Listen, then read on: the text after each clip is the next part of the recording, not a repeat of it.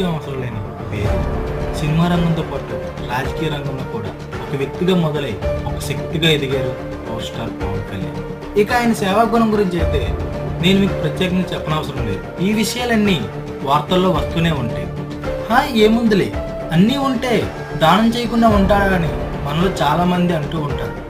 అయితే సంపాదన లేని వయసు నుంచే పవన్ కు సేవ చేసే గుణం ఉండేది. అంతేకాదు తనకు నచ్చిన మనుషుల కోసం ఏదైనా చేసే సున్నితత్వం పవన్ కు ఉండేది. ఈ విషయాన్ని పవన్ కి నటనలో ఓనమాలు నేర్పిన స్టార్ మేకర్ సత్యానంద్ ఇటీవలే ఏబిఎన్ ఛానల్లో ప్రసారమవుతున్న ఓపెన్ హార్ట్ విత్ ఆర్కేలో వెల్లడించారు. పవన్ తన దగ్గర శిక్షణ పొందాడని, అయితే శిక్షణ పూర్తయిన తర్వాత కూడా తనతో ఎంతో సన్నిహితంగా ఉండేవాడని సత్యానంద్ చెప్పారు. రోజు తనతో ఫోన్లో మాట్లాడేవాడని, తనను తరచూ హైదరాబాద్ రమ్మని కోరేవారని చెప్పారు.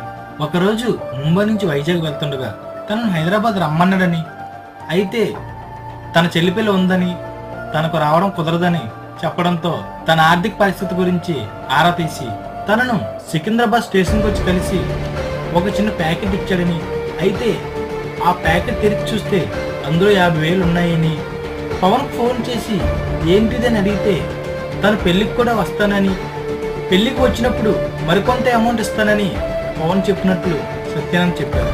పెళ్లికి వచ్చిన పవన్ మరొక 50,000 ఇచ్చారని, అసలు తన చెల్లి పెళ్లి గురించి పవన్ చెప్పలేదని, తనను హైదరాబాద్ రమ్మన్నప్పుడు తన చెల్లి పెళ్లి ఉందని అందువల్ల రావట్లేదని చెప్పడంతో తన పెళ్లికి పిలవకపోయినా తనకు ఆర్థిక సాయం చేసి పెళ్లికి వచ్చాడని సత్యానంద్ చెప్పారు.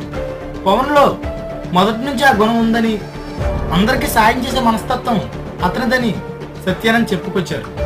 ఇదంతా 1993లో జరిగిందని, అప్పటికి పవన్ ఇంకా సినిమాలోకి రాలేదని, అయినా సరే అంత పెద్ద మొత్తంలో తనకు సహాయం చేశాడని, ఎవరైనా ఇబ్బందుల్లో ఉంటే తన దగ్గర ఉన్నది ఇచ్చేయడం పవన్ నైజమని, సేవాగుణం అతని సహజ లక్షణమని సత్యానంద్ తెలిపారు.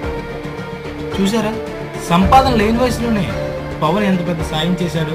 పవన్ మనస్తత్వం గురించి చెప్పడానికి ఇది ఒక ఉదాహరణ మాత్రమే. ఫ్రెండ్స్, ఈ వీడియో కానీ మీకు నచ్చట్లయితే ప్లీజ్ నా ఛానల్ని సబ్స్క్రైబ్ చేయండి.